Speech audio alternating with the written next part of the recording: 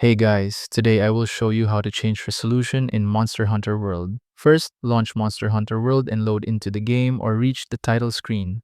Open the main menu, then go to Options. From here, select Display Settings. Inside the display settings, look for Resolution Settings. Choose the resolution that matches your monitor for the best image quality. If you are using a 1080p monitor, select 1920 by 1080. For 1440p or 4K monitors, pick the matching resolution to avoid blur or scaling issues. Above that, make sure screen mode is set correctly. Full screen usually gives the best performance. Borderless windowed is useful if you Alt-Tab often. After choosing your resolution, click the Escape button on your keyboard or right-click twice on your mouse to confirm the settings. The game needs to be restarted to apply the changes.